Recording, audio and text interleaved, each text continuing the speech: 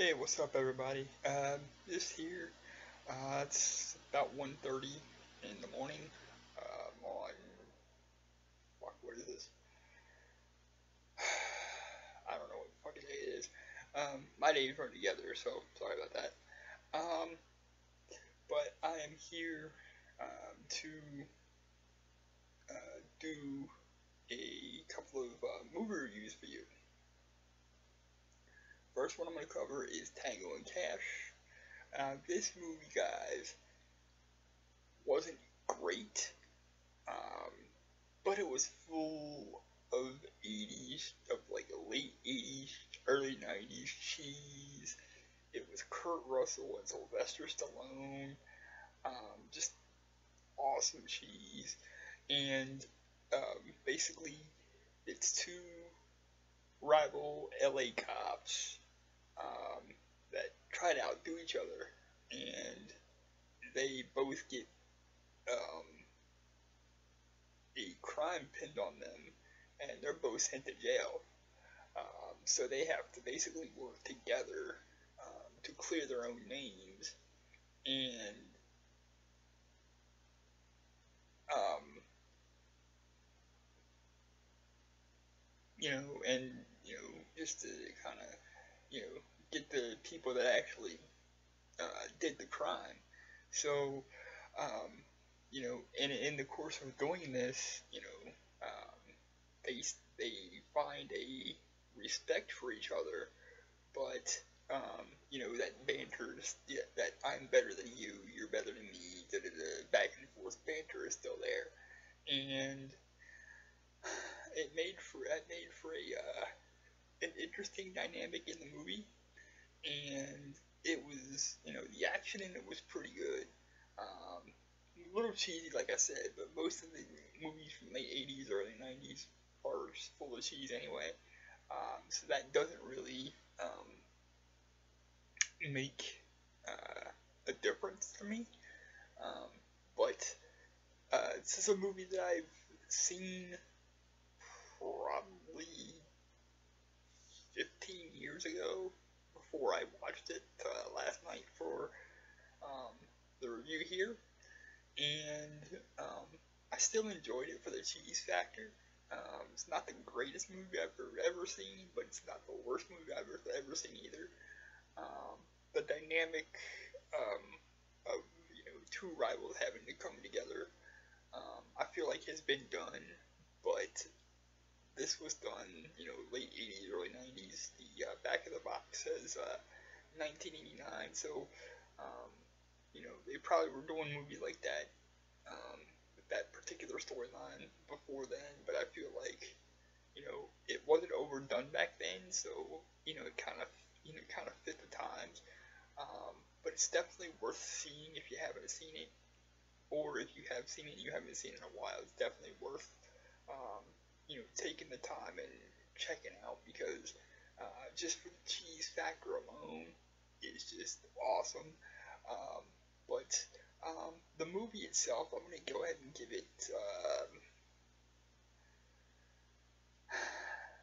I'll go ahead and give it 3 wheelies out of 5, and tell you, if you don't want to watch the movie, don't worry about it. It's basically an '80s cheese fest. Um, if you were a fan of the movie and haven't seen it in a while, um, definitely worth going back and checking out. Or if you like just cheese fests all the way around, this is the movie for you. So 3 wheelies out of 5 on that, and definitely check it out if you're a fan, or if you like cheesy movies. But if you're not really a fan of cheesy, movies that the basic storyline's been overdone in the last few years, skip it. But if you're like me, it's worth checking out. Next, we're gonna do Race. Now, Race is a story of Jesse Owens and his journey to the 1936 Olympics. Um, I love this movie for 3 reasons. One, it was actually shot in the actual locations that the 36 Olympics were held in, which gave it more authenticity to me automatically. Um, I loved it because they didn't shy away from anything. Um, you know, they covered even back in the third. People talk about racism in the '60s and all that stuff was bad. A legitimate argument could be made that the racism and like all that stuff in the '30s and '40s and all that shit was worse. Um, that's not an argument I would make because I don't want to get into that debate. But I can see how a legitimate argument could be made for that. And third thing I really liked about this movie is the fact that um, it didn't just show his plight; it showed the plight of Jews in um, Nazi Germany. Um, and it only covered the 2 years leading up to the Olympics, I think they said, because if it would have covered his entire life, it would have been like a 6-8 hour movie, easy. And nowadays, that just wouldn't do. So, but I thought it was really, really authentic. I don't think they shied away from anything. Um, you know, I thought it was interesting that um, he ran into the racism that he did, and then after he kind of overcame that a little bit, um, the NAACP came to him and tried to get him not to go to the 36 Olympics, just as a show of solidarity with, um, the oppressed people being oppressed by, the Nazis in Germany. And he considered it. Um, he really did consider it, and for a while he wasn't going to go.